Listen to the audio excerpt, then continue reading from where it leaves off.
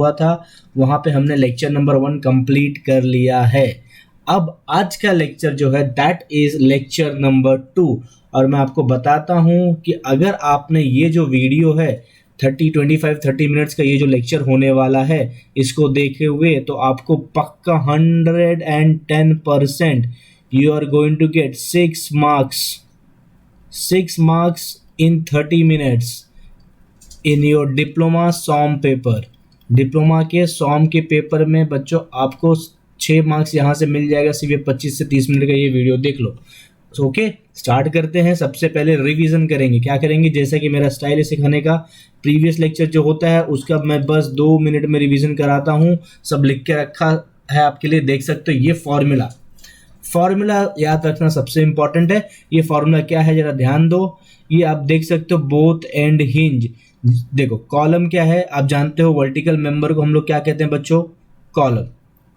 ठीक है, इस कॉलम पे जब लोड जाता है तो ये कॉलम कैसा हो जाता है, ऐसे बकल हो जाता है, मतलब ऐसे बेंड होता है थोड़ा सा। ठीक है, बकलिंग मतलब जैसे कि एक सिंपल सा एग्जांपल मैं बता दूं, पेन का रिफिल निकाल लो, उसको ऐसा वर्टिकली ले लो और ऊपर से दाबो उसको। जब आप ऊपर से दाबोगे ना उसको तो कैसा लचेगा, लचीला हो जाएगा, मतलब ऐसा टेढ़ा होने लगेगा। तो उसको ही बोलते हैं जब आप धीरे से दाबोगे तो उसको कुछ असर नहीं पड़ेगा, लेकिन जब आप जोर से दाबोगे तो बेंड होना चालू हो जाएगा। तो उसको ही बोलते हैं कि ये बकल होना चालू हो गया। मतलब याद रखना, जब लोड लेस रहता है तो नो इशू, कोई तकलीफ नहीं, हमारे कॉलम को कोई तकलीफ नहीं होगा। लेकिन जैसे ही लोड बहुत ज़्यादा हो जाएगा, लोड बहुत ज़्यादा very high, then the column will start buckling. ऐसा बेंडिंग आने लगेगा कॉलम में। जैसे कि आप पेन का रिफिल हाथ में ले लो बच्चों, और जब आप पेन के रिफिल की बात कर रहा हूँ, अंदर जो रहता है, ठीक है, पेन के रिफिल को आप हाथ में लोगे, उसके बाद जब आप चीज़ों को देखोगे तो आपको अलग ही चीज़ मालूम पड़ेगा कि वो बकल हो रहा है। अब यहाँ पे देखते हैं बच्चों जरा, ये देखो ये पहला कंडीशन है। ये एक फॉर्मूला मैंने आपको प्रीवियस लेक्चर बताया था, और प्रीवियस लेक्चर अगर आपने नहीं देखा तो राइट साइड में आई बटन है, उसको आप प्रेस करेंगे बच्चों तो आप काफ़ी आसानी से आपको उस लेक्चर का लिंक मिल जाएगा। ओके, तो आपको याद रखना है बोथ एंड हिंज रहेगा तो आपको एलई मतलब क्या होता है, एलई मतलब होता है इफेक्टिव लेंथ। ये सब मैंने प्रीवियस लेक्चर में अच्छे से बताया है। तो इफेक्टिव लेंथ एल लेना है, बोथ एंड फिक्स रहेगा तो एलई का वैल्यू L/2 आएगा, L/2। और जब one and fix other and free होगा तो LE = 2L आएगा। और ये बच्चों ये √2 है, ये √2 L/√2 रहेगा। कब, जब एक एंड फिक्स रहेगा और एक एंड हिंज रहेगा। तो इतनी सारी बातों को आपको ध्यान में रखना है, अंडरस्टूड। तो आपको कोई तकलीफ यहाँ पे नहीं होगी। ओके, अब आगे बढ़ते हैं। अगला जो फॉर्मूला हमारा है, ये देखो मैंने सब पहले से लिख के रखा है क्योंकि ये पहले ही सिखाया है, इसलिए ये रिवीजन के लिए काफ़ी इंपॉर्टेंट है। ओके, तो यहाँ पे देखते हैं क्या है। ये मैंने प्रीवियस लेक्चर डिस्कस किया था यूलर्स बकलिंग लोड के बारे में बात करते हैं। मैं इंक चेंज कर लेता हूँ। Euler's buckling load, the formula क्या होता है यूलर्स बकलिंग लोड का। अच्छा, पहले ये बकलिंग होता क्या है सुनो ध्यान से। देखो ये हमारा कॉलम है, ठीक है, ये कॉलम है। अब इस कॉलम पे मैंने लोड लगाया, मतलब 50 किलो न्यूटन का लोड लगाया तो कोई तकलीफ नहीं हुआ। लेकिन जैसे ही इस कॉलम को मैं ये 50 किलो न्यूटन का लोड हटा देता हूँ और मैं इसको कुछ 70 का लोड करता हूँ या फिर ज़्यादा लोड करता हूँ, समझो 100 किलोमीटर लोड करूँगा, तो ये कॉलम कुछ ऐसे हो जाएगा, मतलब बेंड हो जाएगा। ठीक है, तो ये क्या हो रहा है, ये बकल हो रहा है। इसी को हम लोग कहते हैं बकल होना। जैसे कि मैं कब से आपको एग्जांपल बता रहा हूँ, पेन, आपका पेन का रिफिल ले लो या फिर जो 3 रुपए वाली पेन आती है ना, उसको आप जोर से मतलब ऊपर से फोर्स अप्लाई करो, एक्सियल फोर्स अप्लाई करो, तो आप देखोगे वो थोड़ा बेंड हो रहा है, तो उसी को हम लोग बोलते हैं बकल। और जब एक समय आएगा, जैसे कि रिफिल को आप ऊपर से ऐसे लोड लगा रहे हो, तो नॉर्मल लोड है तो कुछ नहीं होगा, ज़्यादा लोड लगाओ तो रिफिल टूट जाएगी। सिंपल सी बात है। तो बकल होने के बाद क्या होता है, ब्रेक हो जाता है। ठीक है, तो ये फॉर्मूला होता है P = P यूलर, तो इसलिए PE लिखता हूँ मैं यहाँ पे। PE मतलब लोड यूलर, और ये होता है बकलिंग लोड, इसको हम लोग बोलते हैं। क्या बोलते हैं, बकलिंग लोड। ये बकलिंग लोड एक ऐसा लोड है जिसके आगे आप अगर कुछ भी फोर्स एक्स्ट्रा अप्लाई करोगे तो कॉलम क्या हो जाएगा, ब्रेक हो जाएगा। तो ये हमारा, इसके आगे लोड नहीं लगाना चाहिए, याद रखना। Buckling load is very important. तो our applied load should not exceed the buckling load. Okay, अब उसके बाद अगला फॉर्मूला जो है, ये फॉर्मूला बच्चों आप देखोगे कि for solid circular section moment of inertia, moment of inertia आपने पहले भी अपने लोअर क्लास में पढ़ा है, मोमेंट ऑफ इनर्शिया आपने मैकेनिक्स में पढ़ा है, सेमेस्टर 2 में डिप्लोमा के मैकेनिक्स में पढ़ा है। जब सॉलिड सर्कुलर शाफ्ट रहेगा तो फॉर्मूला क्या आता है मोमेंट ऑफ इनर्शिया का, I is equal to pi by 64 d⁴, और जब हॉलो सर्कुलर सेक्शन रहेगा तो that will be pi by 64 बड़ा डायमीटर का स्क्वायर माइनस छोटा डायमीटर, बड़ा डायमीटर, बड़ा डी मतलब एक्सटर्नल डायमीटर, इसको बोलते हैं हम लोग एक्सटर्नल डायमीटर, और इसको बोलते हैं हम लोग इंटरनल डायमीटर। ओके, अब हम लोग आते हैं फैक्टर ऑफ सेफ्टी। चलो मैं फैक्टर ऑफ सेफ्टी आपको एक एग्जांपल से सिखाऊंगा, सुनो ध्यान से। समझो आप इंजीनियर हो गए हो और आप एक सिविल इंजीनियर हो, बरोबर। अब आप क्या करोगे, मतलब आप गवर्नमेंट के सिविल इंजीनियर हो, आपको ब्रिज बनाना है, अंडरस्टूड। आप दुकान पे जाते हो मटेरियल खरीदने, मटेरियल परचेस करने। अब देखो ये मटेरियल सबको, ये स्टील का रॉड आपको वहां से खरीद के लाना है। कौन सा रॉड है, स्टील का रॉड। अब ये स्टील का रॉड 100 किलो न्यूटन का लोड संभाल सकता है। कितना कितना संभाल सकता है ये स्टील का रॉड 100 किलो न्यूटन लोड इस पे आप डालोगे तो ये टूटेगा नहीं, लेकिन 100 के ऊपर होगा तो ये क्या हो जाएगा, टूट जाएगा, मतलब ब्रिज गिर जाएगा। और आप जानते हो जब ब्रिज गिर गया तो उस ब्रिज को बनाने में कौन कौन रहता है, सब लोग जाते हैं। इंजीनियर का भी लग जाता है वाट, दुकानदार का भी लगेगा, क्योंकि मटेरियल खराब सप्लाई किया। तो इसीलिए ये कितना लोड ले जाएगा, मुझे बताओ कितना लोड ले सकता है, 100 किलोमीटर का ले सकता है, लेकिन दुकानदार क्या बोलेगा, 100 न्यूटन नहीं, ये 90 ही लेगा। तो ये 10 का गैप जो इसने रखा ना, ये क्या होगा, यही फैक्टर ऑफ सेफ्टी है, ये दुकानदार नहीं। देखो कोई भी चीज़ है 10 साल चलेगा तो दुकानदार क्या बोलेगा, 8 साल ही चलेगा। क्यों, क्योंकि वो सोच रहा है चलो 10 बोल दूंगा तो कस्टमर 10 साल नहीं चला तो आ जाएगा, 8 साल तो चलेगा ही चलेगा। तो कस्टमर क्या सोचता है, 8 साल मतलब चलो 8 साल नहीं तो 6 साल तो चलेगा ही। तो वही बात है, 100 किलो न्यूटन लोड ये ले सकता है, दुकानदार ने क्या बोला, लेकिन 90 ही लगाओ। लेकिन इंजीनियर बोलेगा अरे दुकानदार 90 बोला तो हम लोग क्या 80 लगाते हैं। तो ये जो गैप बन रहा है ना, ये सेफ लोड है, 100 का सेफ लोड है। और अप्लाइड लोड कितना है, अप्लाइड लोड बच्चों 80 का है, तो बीच में क्या बचा, इसी को हम लोग फैक्टर ऑफ सेफ्टी बोलते हैं। तो याद रखना फैक्टर ऑफ सेफ्टी का ये फॉर्मूला बहुत इंपॉर्टेंट है, ये न्यूमेरिकल सॉल्व करने में काम आता है, गेट ईएससी में भी काम आता है, और आपके एसएससी जेई के एग्जाम में भी ये काम आता है। Safe load is buckling load upon factor of safety, understood. तो ये फॉर्मूले आपको याद रहने चाहिए। यहाँ पे आप जानते हो एरिया होता है पाई बाय 64, एरिया यहाँ पे लिखा है, ये देखो area is equal to pi by 4 D square area होता है। और ये रेडियस ऑफ गायरेशन मैंने प्रीवियस लेक्चर में काफ़ी अच्छे से सिखाया, तो जिन्होंने प्रीवियस लेक्चर नहीं देखा उसको जाके काफ़ी अच्छे से देख लो बच्चों, अंडरस्टूड। अब आगे बढ़ते थोड़ा, और बाकी बहुत सारी इंपॉर्टेंट चीज़ें हैं। ये खत्म हो गया, अब हम जाते हैं आज का अपना सम। तो मैं आपको 1 मिनट देता हूँ, जरा ये देख लो, ये फॉर्मूला जरा देख लो एक बार, ठीक है। फिर हम स्टार्ट करते हैं आगे, न्यूमेरिकल स्टार्ट करेंगे। फिर ये फॉर्मूला जल्दी देख लो जरा, याद नहीं करोगे अभी ठीक है, लेकिन देख लेगा तो भी अच्छा है। You have to just watch this formula, afterward we will go for remembering the formula, okay.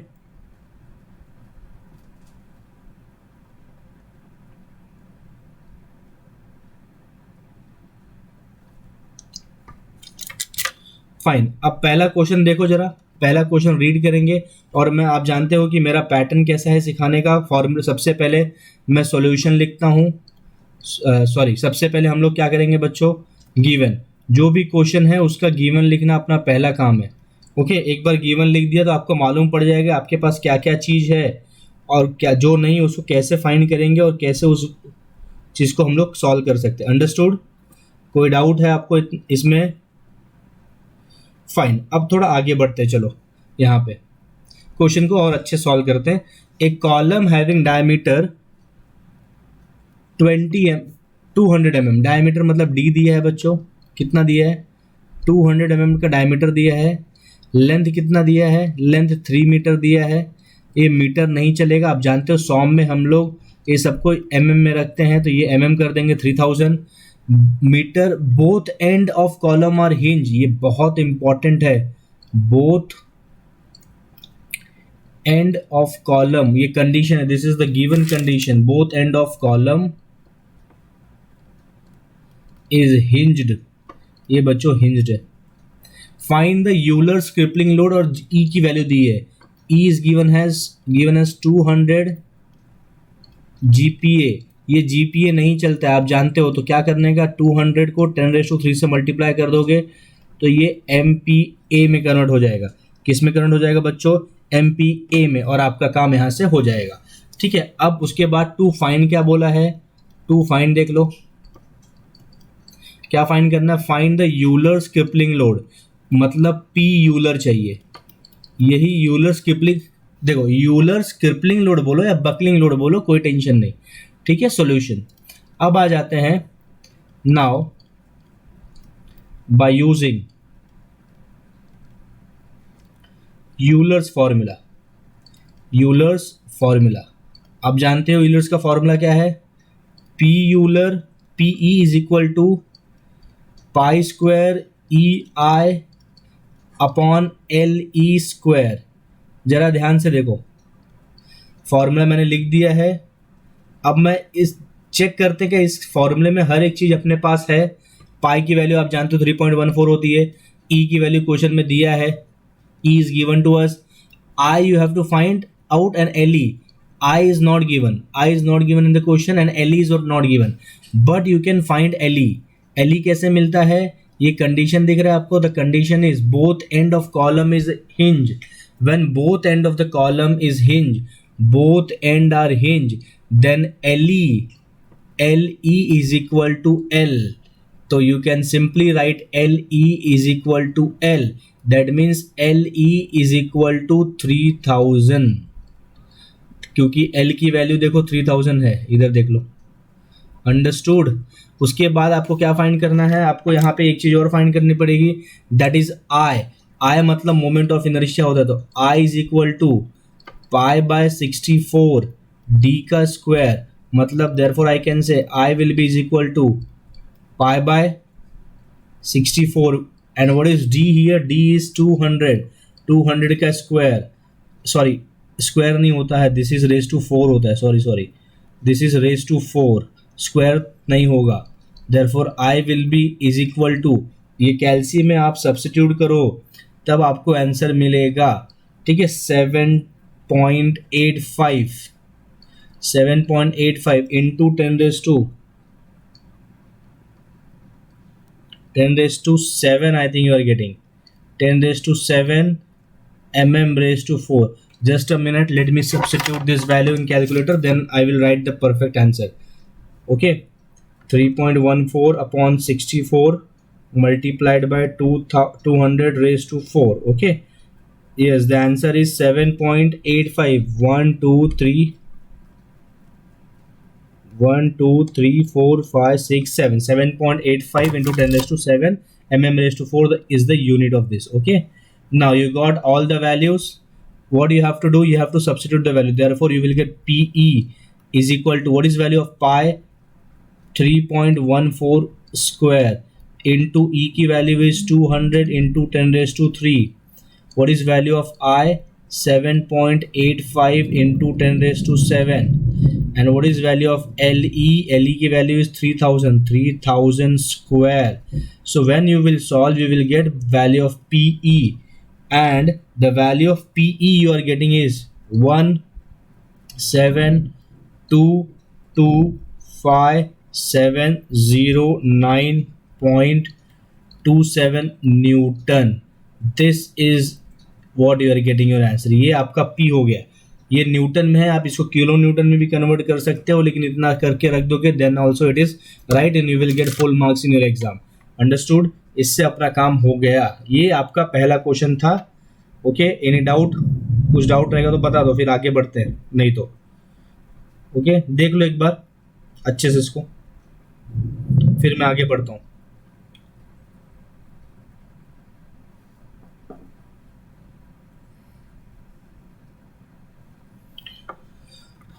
Okay, ये पहला क्वेश्चन था। तो ये देखो कितना सिंपल चीज़ है, कुछ नहीं करना है, सिर्फ आपको कुछ फॉर्मूले से याद रखने हैं, और वो फॉर्मूले मैं बता देता हूँ। देख लो, ये आपको 4 कंडीशन याद रहना चाहिए, ये 4 कंडीशन, ठीक है, मतलब ये, क्योंकि ये हर क्वेश्चन में यूज होगा। उसके बाद बच्चों आपको देखो, ये ये फॉर्मूला याद होना चाहिए, यूलर्स वाला, पाई square E I upon L E square, और ये फॉर्मूले दो याद होने चाहिए। अब देखो ये वाला फॉर्मूला हमने यूज़ किया, अब जो अगला क्वेश्चन है उसमें ये फॉर्मूला यूज़ करेंगे, हॉलो सर्कुलर वाला। ठीक है, तो मैं हर टाइप के क्वेश्चन करा देता हूँ ताकि एग्जाम में किसी भी टाइप का क्वेश्चन आए तो आप उसको काफ़ी अच्छे से सॉल्व कर लो। और कुछ डाउट रहेगा तो कमेंट सेक्शन में कमेंट कर दो, और वीडियो अगर पसंद आ रहा हो तो प्लीज़ वीडियो को लाइक कर दो अभी के अभी। ओके, नेक्स्ट क्वेश्चन में जाते हैं अपने। ये देखो क्वेश्चन पहले से मैंने लिख के रखा है ताकि अपना टाइम ज़्यादा वेस्ट ना हो। ये क्वेश्चन थोड़ा डिफिकल्ट है और लेकिन काफ़ी इंपॉर्टेंट क्वेश्चन है। अब हम लोग एक एक चीज़ करेंगे। सबसे पहले आप जानते हो हम लोग स्टार्ट कहाँ से करते हैं, कोई भी क्वेश्चन आ जाए स्ट्रेंथ ऑफ मटेरियल में, स्टार्ट यहीं से करना है। कुछ आप समझो आपको क्वेश्चन नहीं आता रहेगा तो भी आप गिवन लिखते आ जाओ एग्जाम में। ठीक है, समझो नहीं आ रहा है आपको, गिवन लिख दो, क्योंकि विवेक सर ने आपको सिखाया है। सबसे पहला कोई भी क्वेश्चन पढ़ना है न्यूमेरिकल, क्या लिखना पड़ता है उसमें, गिवन। और अगर आपने बरोबर लिख दिया गिवन तो आपका काम काफ़ी अच्छे से हो जाएगा। इस क्वेश्चन को पढ़ो, अच्छे से पढ़ो जरा, एक बार क्वेश्चन रीड करो, उसके बाद मैं आगे बढ़ूंगा।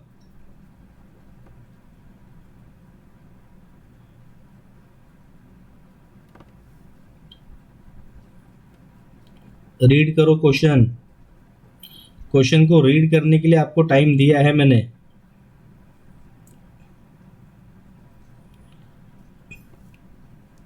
फाइन, हो गया रीड करके, स्टार्ट करते हैं। ए हॉलो सर्कुलर सेक्शन, देख लो सबसे पहला हॉलो है, हॉलो सेक्शन है, hollow circular section is given to you. अब जब हॉलो सर्कुलर सेक्शन होगा तो याद रखना दो डायमीटर होता है। कितना डायमीटर होता है, दो, एक बड़ा डायमीटर होता है और एक छोटा डायमीटर होता है। देखो यहाँ दिया है 250 mm एक्सटर्नल डायमीटर, एक्सटर्नल मतलब बड़ा डायमीटर, कैपिटल डी, तो capital D is given as 250 mm, understood. And here 25 mm thickness, okay, thickness is given, thickness is given to you, thickness is 25 mm। तो एक फॉर्मूला बताता हूँ, याद कर लो, capital, just a minute, capital D is equal to small D plus 2 times thickness, बड़ा diameter is equal to छोटा diameter plus 2 time thickness. तो बड़ा डायमीटर 250 दिया है is equal to d plus 2 into 25, तो this is 250 is equal to d plus 2 into 25 कितना होता है, 50 होता है। ये 50 यहाँ आ जाएगा, तो 250 minus 50 is equal to d, therefore आपको स्मॉल डी कितना मिलेगा, 200 mm। आपको स्मॉल डी की वैल्यू 200 mm मिल गई। समझा, ये काफ़ी इंपॉर्टेंट है, बहुत सारे बच्चे एग्जाम में भूल जाते हैं और ये क्वेश्चन सॉल्व नहीं कर पाते हैं। क्यों, क्योंकि उनको ये रिलेशन याद नहीं रहता है, थिकनेस बड़ा डायमीटर और छोटा डायमीटर का। ठीक है, तो ये रिलेशन याद रहना चाहिए, बहुत ज़्यादा important, this is very very important part, understood everyone. इसको काफ़ी अच्छे से याद कर लो तुम लोग। अच्छा, अगर नहीं याद होता है तो शॉर्टकट बताता हूँ, देख लो, ये जो भी, ये देखो, ये क्या है, आपका बड़ा डी है, बरोबर, और ये टी क्या है, थिकनेस है 25। क्या करने का, ये जो थिकनेस रहता है ना उसको 2 से मल्टीप्लाई करने का और इससे माइनस कर दो, 200 आएगा ना, छोटा डी। जो भी थिकनेस है उसको 2 से मल्टीप्लाई करके और एक्सटर्नल डायमीटर से माइनस कर दो, आपको इंटरनल डायमीटर मिल जाएगा। तो ऐसे आप लोग चीज़ों को याद रखते, अगर फॉर्मूला आपको याद नहीं होता है तो ऐसे याद रखो, अंडरस्टूड। अपने पास तरीके बहुत है, जब अच्छे से पढ़ोगे तो अच्छे से समझेगा। Okay guys, is use as a column, 3.8 metre long भी है ना, लेंथ भी दी है 3.8 मीटर, 3.8 मीटर है, तो इसको मीटर को mm में करेंगे तो 3.8 मल्टीप्लाई कर दो इसको 1000 से, तो ये mm बन जाएगा, कितना होगा बताओ, 3800 mm। ठीक है, ये करके देख लो मल्टीप्लाई, आपको मिल जाएगा। आगे देखो, one and of column is fixed and other and is hinge, one end is fixed, one end is fixed, ये कंडीशन दिया है, यही तो सबसे इंपॉर्टेंट होता है, one end is fixed and other is hinged. Okay, तो अब मुझे बताओ, जब ये कंडीशन दिया हो तो L E is equal to क्या होता है, देख लो यहाँ पे सब दिया है, one end is fixed and other is hinged, the condition is L by two, L E is equal to L by two, this is the condition that you have to use for this question. So your L E will be is equal to L by root 2. तो what is L? 3800 divided by root 2. आपका जो answer आएगा वो 2687 mm आएगा बच्चों. ठीक है, तो ये देखो, ये कंडीशन से कभी भी आपको क्या मिलता है, एल ई. क्या मिलता है कंडीशन से, एल ई मिलता है. अंडरस्टूड. अब देखो क्या फाइंड करने बोला, calculate the safe load of the column can carry to find. अच्छा, E की वैल्यू भी दिया है, value of E is also given to you. E is equal to 200 GPa. E की वैल्यू है 200 GPa. अब मैंने प्रीवियस क्वेश्चन में ही बताया था GPa नहीं चलेगा, क्या करने का, दिस इज 200 इंटू 10⁻³ MPa हो गया. MPa में ये आपका गिवन है, इतना सारा डेटा दिया है. अब टू फाइंड, चलो आ जाओ टू फाइंड में. What we have to find in this, देखो देखो देखो, सेफ लोड, सेफ लोड. अच्छा हाँ, एक डेटा हम लोग तो भूल ही गए, क्या, FOS भी दिया है, फैक्टर ऑफ सेफ्टी दिया है 2.5. फैक्टर ऑफ सेफ्टी का कोई यूनिट नहीं होता, फैक्टर ऑफ सेफ्टी भी दिया है 2.5 is the factor of safety given to you. Understood. चलो अब ये फैक्टर ऑफ सेफ्टी को आगे देखते हैं कैसे हम लोग काम कर सकते हैं इसके साथ.